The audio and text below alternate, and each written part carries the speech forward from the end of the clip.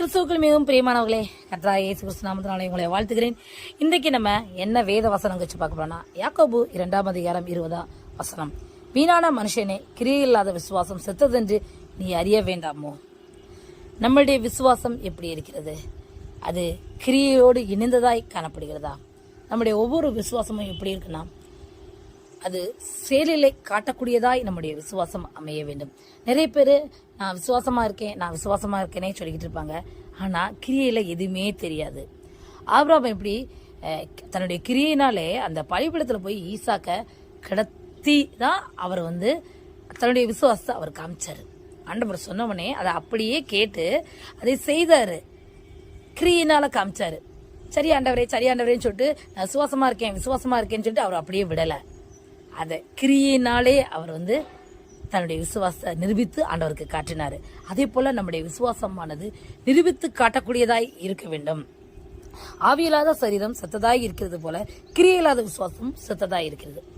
கிரியையில்லாத எப்படி ஒரு ஆவியில்லாத மனுஷனா ஒரு செத்த பிரேதம் ஆவியில்லாட்டா எப்படி இருக்கும்?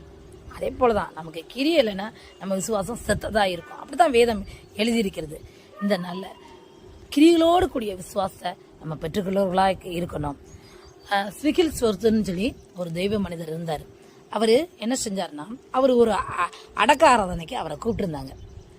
அவர் அப்போ என்ன பண்ணாருன்னா, போனது அடக்க ஆராதனை. அவர் போனோடனே அவர் மனசுக்குள்ள இது அந்த இறந்து போன சரீரத்துக்கு சோமனு தோணியிருக்கு. உடனே என்ன பண்ணார் தெரியுமா, அங்கே இருக்கிறவங்களாம் கூப்பிட்டு அந்த பிரேதத்தை நீங்கள் நேரம் நிப்பாட்டுங்க அப்படின்னு இருக்காரு.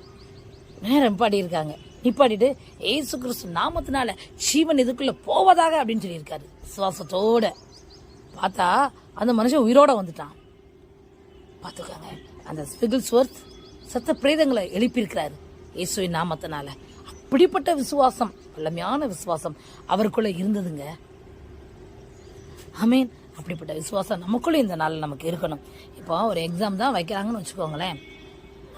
உடனே விசுவாசத்தோட ஜோமனி, ஆண்டவரே எனக்கு நிறைய மார்க் தாங்க அப்படின்னு கேட்டால் நடந்துருமா? நம்ம உட்காரணும், படிக்கணும், மெமரைஸ் பண்ணணும், சொல்லி பார்க்கணும், எழுதி பார்க்கணும், டெஸ்ட் எழுதணும். அதுக்கப்புறம் தான் ஒரு நல்ல ரிசல்ட் கிடைக்கும்.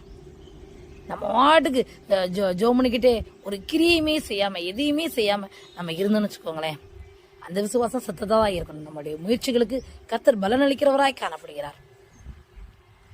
அப்படி இருக்கும்போது இந்த நாளில் நம்ம ஒவ்வொருத்தரும் நம்முடைய விசுவாசத்தை கிரியைகளோடு சேர்த்து காமிக்கிறவர்களாய் நாம் காணப்படுவோம். ஆமென்.